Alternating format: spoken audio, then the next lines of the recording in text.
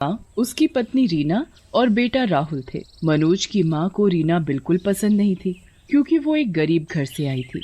मनोज की माँ तो शीला नाम की एक लड़की से मनोज की शादी करवाना चाहती थी क्योंकि वो बहुत अमीर थी। एक दिन मनोज की माँ रीना के पास जाती है और उसे बोलती है, मैं तो अपनी बहू से बहुत दुखी हूँ, वो मेरे मन को बिल्कुल नहीं भाती, तो क्यों मनोज की शादी मुझसे नहीं करवाई? कैसे करवाती? तुझे तो सब पता है कि उसने अपनी पसंद से शादी जो की है, तो उसको कैसे भी करके मार डालो। उसके मरने के बाद उस घर में मैं आ जाऊंगी और मैं खूब सारा दहेज भी लाऊंगी। इतना सुनते ही मनोज की माँ की तो आंखें चमक जाती हैं। एक दिन जब रीना घर में अकेली होती है तो शीला और मनोज की माँ रीना को पकड़कर उसका मुंह बंद कर देते हैं। उसके बाद वो उसी के लंबे बालों से उसका गला दबाकर उसे मार डालते हैं। मारने के बाद वो आंगन के कुएं में उसे फेंक देते हैं। उसके बाद मनोज की माँ चारों तरफ हल्ला मचा देती है कि उसकी बहू पानी भरते टाइम कुएं में गिर गई। मनोज और राहुल को इस बात का बड़ा सदमा लगता है। माँ के मरने के गम में राहुल बिल्कुल चुप रहने लगता है और हर वक्त अपने कमरे में अकेला बैठा रहता है। राहुल बेटा,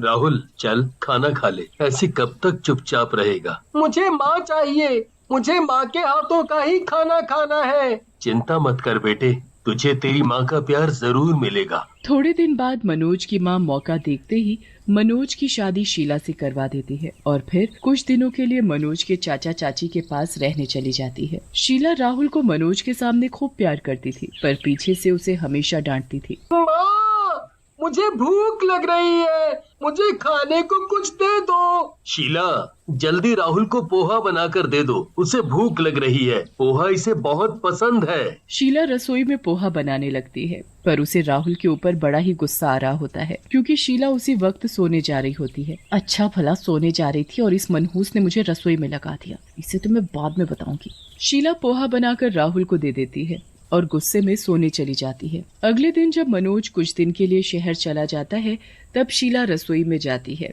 मिर्च भर भर कर राहुल के लिए पोहा बनाती है। उसके बाद वो पोहा लेकर राहुल के पास जाती है। राहुल मेरे बच्चे, ले बेटा पोहा खा ले, तुझे बहुत पसंद है ना? हाँ माँ। पोहा मुंह में जाते ही राहुल का मुंह आग की तरह जलने लगता है। पानी, पानी, माँ मुझे पानी दे दो। इसमें तो बहुत मिर्च है। अब आया ना मजा? कल तूने मेरी नींद खराब कर दी इस पोहे के चक्कर में, अब तू पोहा खाना भूल ही जाएगा। माँ, मैं कभी आपसे पोहा नहीं मांगूंगा।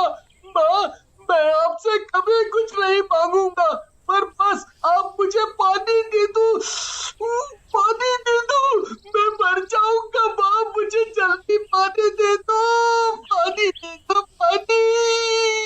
मैं क्यों दूं पानी? जाकर खुद ले ले। राहुल जाकर पानी लेने लगता है पर शीला मटके में हाथ मारकर सारा पानी ही लुढ़का देती है। वो इधर उधर पूरे घर में पानी ढूंढता है पर शीला उसे कहीं पानी पीने नहीं देती और सब जगह का पानी लुढ़का देती है। बेचारा राहुल जल्दी से बाहर के आंगन में से कुएं से पानी भरने के लिए भागता है तो शीला कुएं की रस्सी ही काट देती है। तेरी ऐसी हालत देखकर मुझे बड़ा ही मजा आ रहा है। अब यहाँ पड़ा पड़ा ऐसे ही तड़पता रहे, मैं तो चली आराम करने। शीला तो वहाँ से चली जाती है और राहुल जमीन में इधर उधर लौटने लगता है। राहुल की आंखें और मुंह मिर्च से लाल हो चुकी होती हैं और उसका गला धीरे धीरे सूखने लगता है।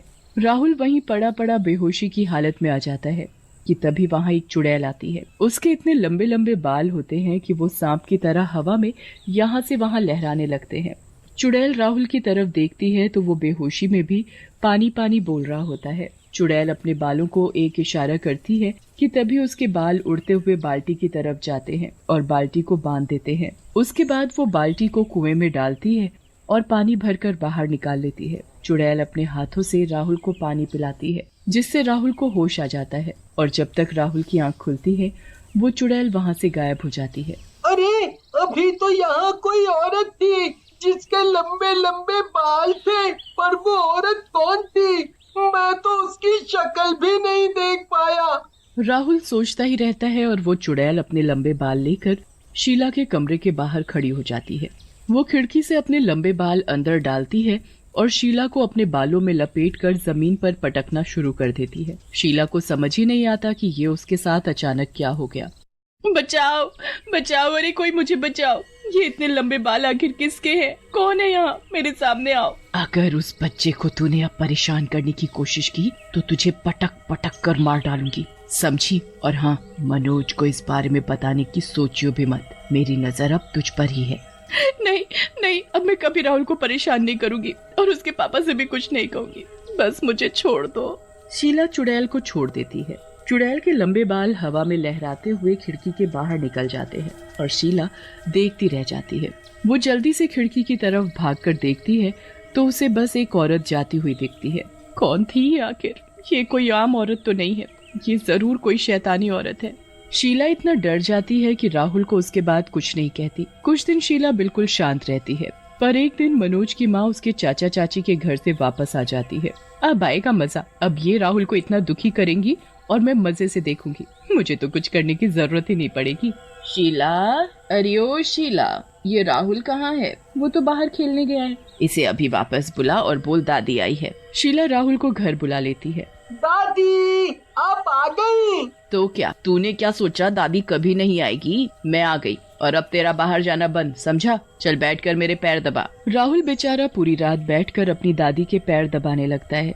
शीला दूर से सब देख रही होती है कि जो वो नहीं कर पा रही वो उसकी सास कर रही है। राहुल बेचारा थक जाता है और उसे नींद भी आने लगती है, पर जैसे ही वो पैर दबाना बंद करता है उसकी दादी उसे एक जोर से थप्पड़ मारकर जगा देती है। राहुल के साथ जब उसकी दादी ऐसा करती है तो चुड़ैल वापस वहाँ आ जाती है। शीला उस चुड़ैल को देखकर थर-थर कांपने लगती है। चुड़ैल अपनी लंबी चोटी घुमाती है और उसे दादी के पैर में लपेट देती है। अरे मर गई, अरे मर गई, अरे मेरे पैर इतनी जोर से क्यों दबा दिए? छोड़ इनको।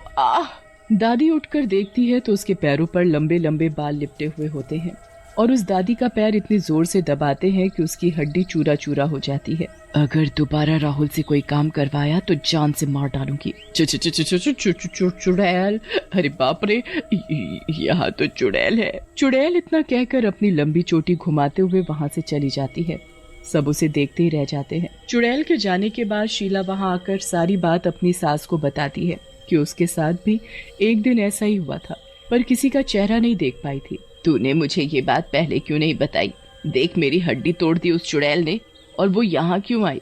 ये सब छोड़ो और कल हम तांत्रिक के पास चलते हैं, वो ही इसका कुछ कर सकता है। अगले दिन सास बहू एक तांत्रिक के पास जाते हैं।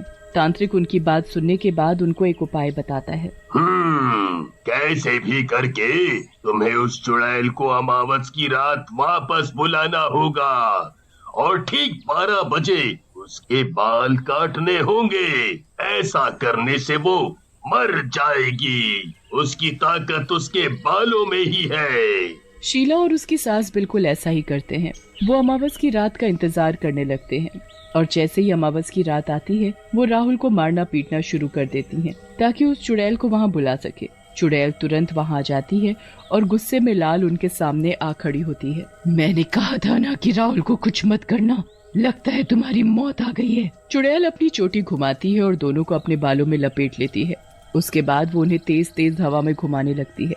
जल्दी से कैंची निकाल और काट दे इसकी चोटी। हाँ दादी, बस अभी मैं इसका काम खत्म करती हूँ। शीला कैंची निकालती है और उस चुड़ैल की चोटी काटने ही लगती है कि इतने में वहाँ राहुल आ जाता है। माँ, अपनी चोटी बचाओ, ये तुम्हारे बाल काट देंगी। मैं तुम्हें कुछ नहीं होने दूंगा माँ। और देखो माँ, पापा भी आ गए। चुड़ैल राहुल की तरफ देखती है और फिर मनोज की तरफ देखती है। शीला उस चुड़ैल की चोटी काटने ही जा रही होती है कि वो चुड़ैल दोनों को पटक कर जमीन में फेंक देती है। मेरी चोटी काटने का तुम दोनों ने सोचा भी कैसे? एक बार मेरी जान लेकर तुम्हारा मन नहीं भरा क्या? ये चुड़ैल क्या बोले जा रही है? अब बता सच की कैसे हुई थी मेरी मौत, वरना तुम दोनों को अभी के अभी मार डालूंगी। नहीं नहीं, मुझे मत मारो, मैं बताती हूँ। वो ये शीला है ना, इसके बाप ने मुझे दहेज का लालच दिया था, इसलिए मैंने तुझे मार डाला ताकि मनोज की शादी इससे हो सके। और ये मैंने अकेले नहीं किया, इस शीला ने भी तो इसमें मेरी पूरी मदद की थी। तुम दोनों ने मेरी बीवी को मार डाला और मेरे बच्चे को इतना परेशान